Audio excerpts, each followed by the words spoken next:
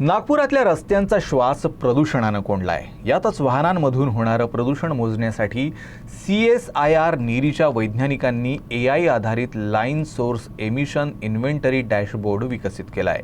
या डॅशबोर्डच्या माध्यमातून रस्त्यावरील विविध प्रकारच्या वाहनांची ओळख पटवून त्यातून होणारं प्रदूषणाचं उत्सर्जन मोजता येणार आहे। सध्या नीरीच्या गेट क्रमांक 1 वर हा डॅशबोर्ड लावण्यात आलाय, त्यामुळे वाहतूक कोंडी सोडवणं आणि वायू गुणवत्ता व्यवस्थापनासाठी मदत होणार आहे।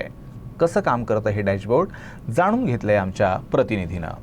CSIR नीरीनं नुकतंच एक AI बेस्ड उपक्रम सुरू केलेला आहे। हे उपक्रम नेमकं काय आहे आणि कशा संदर्भात आहे हे जाणून घेण्यासाठी आज त्यांची संपूर्ण टीम आपल्यासोबत आहे।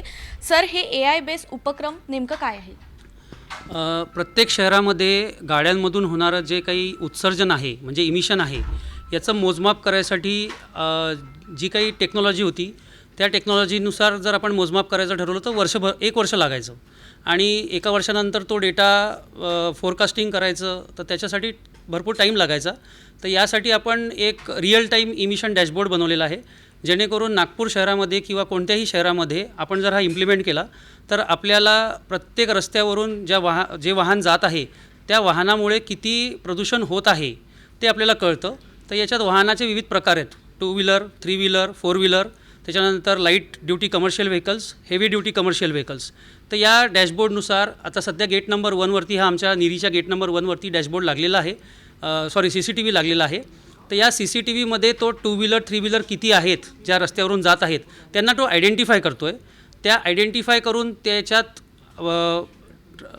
परिवहन पोर्टलवरून आपल्याजवळ डेटा आहे की नागपूर शहरामध्ये किती प्रकारच्या गाड्या पेट्रोल आहेत, किती डिझेलच्या आहेत, किती LPG आहेत आणि किती CNG आहेत। तो डेटा आपण तिथून घेतो। सोबतच नागपूरमध्ये किती गाड्या भारत स्टेज 1 इंजिन टेक्नॉलॉजीच्या आहेत ते भारत स्टेज 1, 2, 3, 4 आणि 6 हे आपल्याकडे सध्या भारतात उपलब्ध आहेत।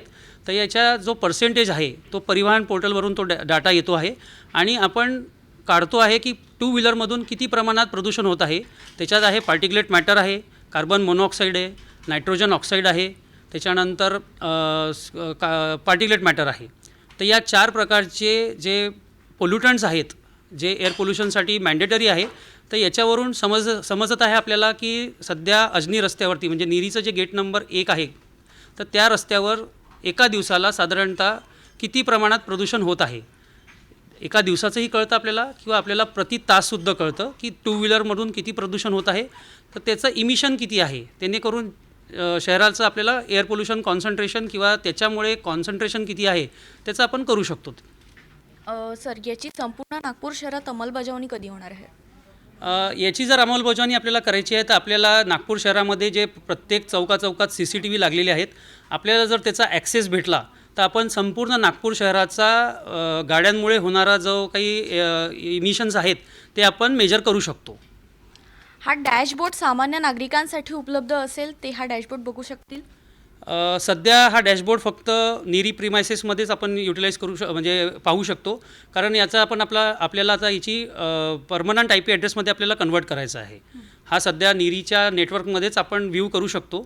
याला आता नेक्स्ट स्टेप आमची ही राहील की आम्ही याला एक परमनंट IP ॲड्रेस देऊन किंवा परमनंट वेबसाईट याला बनवून हा आपण नॉर्मल कोणी पण हा डॅशबोर्ड बघू शकते। मी एकता विलोंडे, कॅमेरामॅन व्यंकटेश नायडू सोबत UCN न्यूज नागपूर।